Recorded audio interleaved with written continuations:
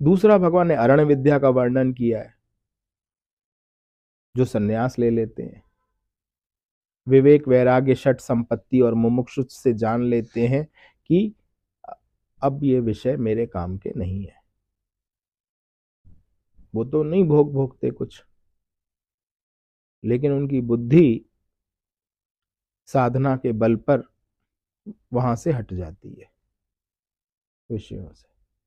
तो जब विषयों से हट जाती है तो मन शांत हो जाता है, और शांत मन में ब्रह्मानंद प्रतिबिंबित होता है, और इस प्रतिबिंबित सुख को वासनानंद कहते हैं।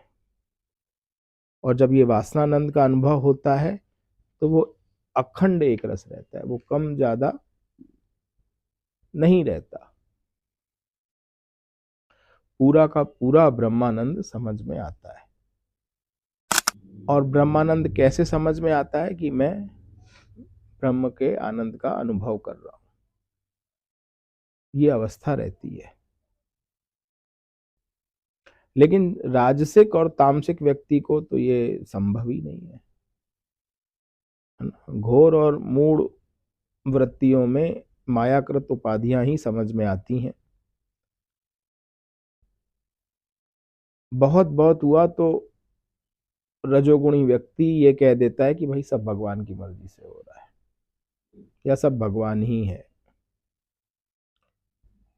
जब तक वो राजयोग की साधना करेगा नहीं, या ज्ञान की साधना नहीं करेगा, श्रवण मनन निध्यासन की, तब तक वो पूरे ब्रह्म का आनंद ले नहीं सकता।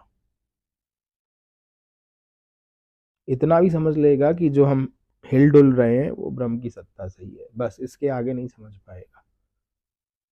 जब तुम्हारा पूरा का पूरा जीवन, आप सोचो ना, आप उठ रहे हो किसकी सत्ता से, चल रहे हो किसकी सत्ता से, बोल रहे हो किसकी सत्ता से, और उसी की तरफ पीठ करके बैठे हो, तो फिर कब तक ये चलेगा? अब इतना बड़ा ग्रंथ, आप बताइए ना, और इतनी शांति से हो गया, और प्रकृति ने रास्ता दिया ना। नहीं तो इसको बंद करने के लिए तो कोई भी छोटा सा कारण हो सकता है, बंद हो जाएगा। लेकिन कैसे न कैसे प्रकृति ने व्यवस्था करी, आपके मन में भाव भरे, आप आए, आपने संसाधन लगाए, कि बगैर संसाधन के तो संभव नहीं है ना। तन है, ये भी साधन है, मन है, सुन रहे हैं, वो भी साधन है, और धन लगाते हैं, आते हैं जाते हैं, घोड़ा गाड़ी, वो भी साधन है।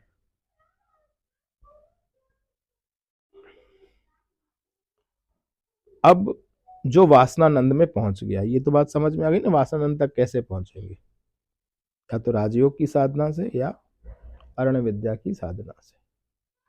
जब वहां पहुंच गए तो आपको ब्रह्मानंद का अनुभव होगा, और कुछ देर तक उसी अवस्था में अगर आप बने रहे,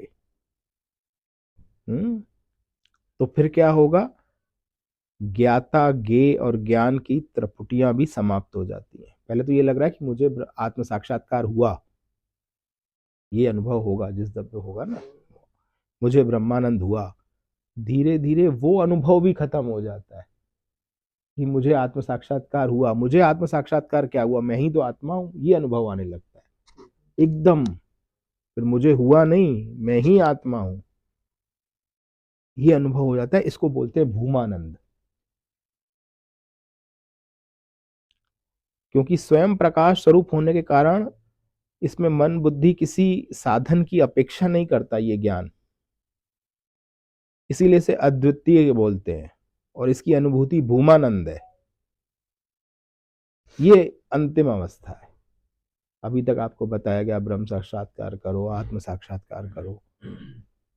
तो आत्म साक्षात्कार में क्या है कि मैंने आत्मा का साक्षात्कार किया, तो दो उसमें भी रहते हैं। हालांकि हल्की सी लकीर होती है, वो वैसा दो नहीं है जैसा संसारी व्यक्ति के बीच में द्वैत है, वैसा नहीं है, लेकिन सर्वोत्तम अवस्था से थोड़ा सा कम। इसमें आप जो चाहे शरीर या जन्म या लोक ले सकते हैं, और उसको भी मिटाना हो तो भूमानंद। आत्म साक्षात्कार क्या हुआ? मैं ही तो आत्मा था, था क्या, हूं, है, नहीं पता था, भटक रहा था, ये सब अनुभूति होती है भूमानंद में। ब्रह्मानंद ही उस समय भूमानंद है जब वह आनंद पूर्णता और अनंतता के साथ अनुभव में आता है। कंप्लीटनेस और इन्फिनाइट, कोई दूसरी चीज है ही नहीं। दूसरी चीज मानकर दूसरी चीज के पीछे भाग रहे थे, यही तो आवागमन का चक्र था, है ना। और भय, भय भूख मैथुन निद्रा, भाई जब हम साधना करते हैं तो संसार को त्यागते हैं, तो फिर मेरा कौन, फिर मेरा कौन, फिर मृत्यु का भय आता है कि मृत्यु में बीमारी का भय आता है, वृद्धावस्था का भय आता है, तो वहां कौन? तो भय भूख मैथुन निद्रा, इन चारों को जीतना पड़ता है। ये इस भूमानंद में यह आनंद और पूर्णता अनुभव में आता है। इसी भूमानंद की अवस्था में रामकृष्ण परमहंस देव 6 दिन तक रहे थे, फिर वो नीचे उतर आए थे, क्योंकि मैक्सिमम अवधि इसकी 21 दिन रहती है, उसके बाद शरीर छूट जाता है, क्योंकि शरीर को जरूरत ही नहीं है। रामकृष्ण परमहंस कहते थे कि सांचे से मूर्ति बन गई, अब सांचा चाहे टूट जाए, है ना।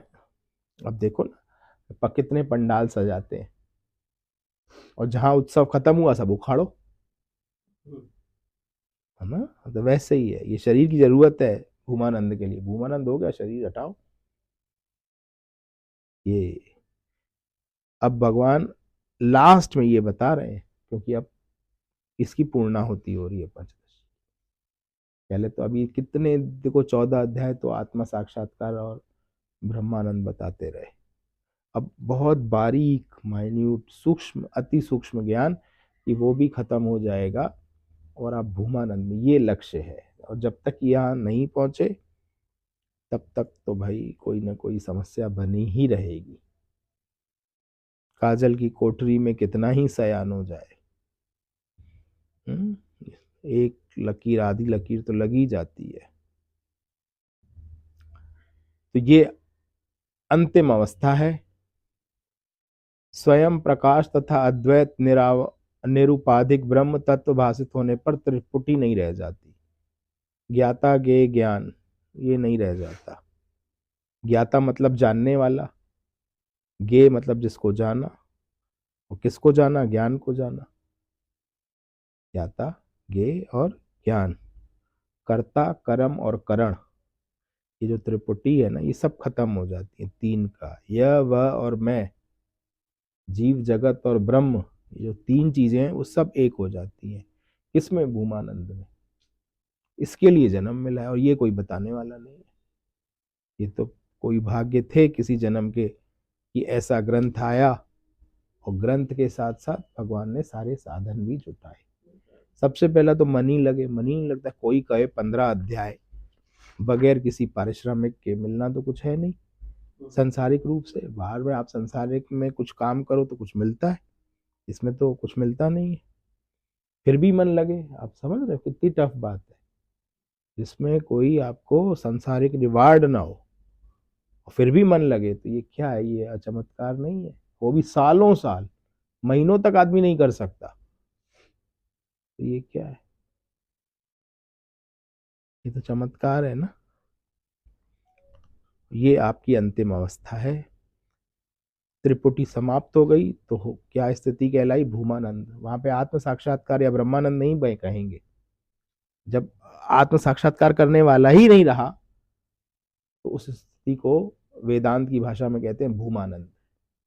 ये अंतिम स्थिति है, और भगवान का ये वचन है कि इस पंचदशी को कोई पूरे तन मन धन से श्रवण करे, मनन करे और उस पर चले, तो ये अवस्था प्राप्त हो सकती है।